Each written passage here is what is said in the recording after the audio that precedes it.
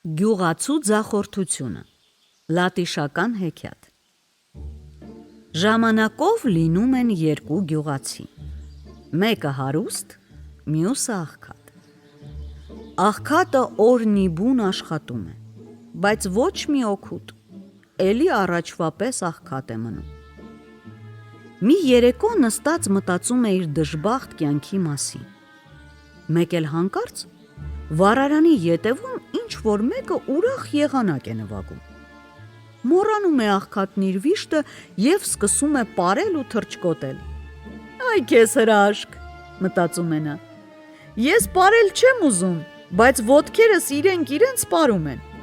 Սա ինչ բան է, սա ինչ երաժիշտ է։ Հալա մի դուրս արի վառարանի ետևից»։ Վառարանի ետևից պարելով ու թռչկոտելով դուրս է գալիս մի լոյլող։ Գյուղացին բռնում է նրան ու գոռում. «Ինչ ես գժի պես թռչկոտում, ավելի լավ է ասես, թե ով ես դու»։ Ես քո ձախորդությունն եմ, պատասխանում է լոյլողը։ Ահա թե ինչ, հիմա գիտեմ, թե ինչ պետք է անել քեզ հետ։ Բռնում է գյուղացին լոյլողին, մտցնում պարկը և տանում թաղում հողի մեջ։ Այդ օրվանից խեղճ գյուղացու ցորենն այնպես է աճում, նույնիսկ քարերի վրա։ Դա դուր չի գալիս հարուստին, ու նա սկսում է նախանձել հարևանին։ Մի անգամ հարուստը գալիս է հարևանի մոտ ու ասում. «Ապա մի պատմիր, թե ոնց եղավ, որ հարստացար»։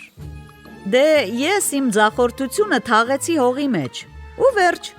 պատասխանում է աղքատը։ «Ահա թե ինչ», ասում է հարուստը և շտապ գնում է, որ աղքատի ձախորդությունը հանի թաղած տեղից։ Նա գալիս է և հողի տակից հանում ձախորդությունը։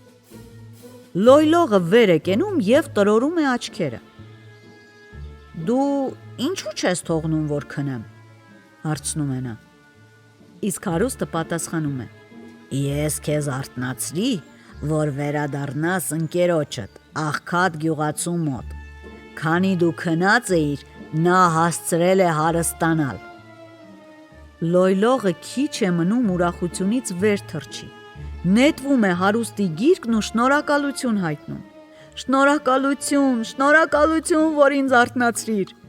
բայց էլ ինչի ես ուրիշ տեղ գնամ, կմնամ քեզ հետ ու կծառայեմ քեզ»։ Ինչ ես դուրս տալիս, վախենում է հարուստը, խելքդ հո չես թռցրել։ Նա փորձում է ազատվել ձախորդությունից, բայց չի կարողանում։ Ձախորդությունը կպչում է նրան ու պոկ չի գալիս։ Այդ օրվանից հարուստ գյուղացու բոլոր գործերը ձախողվում են։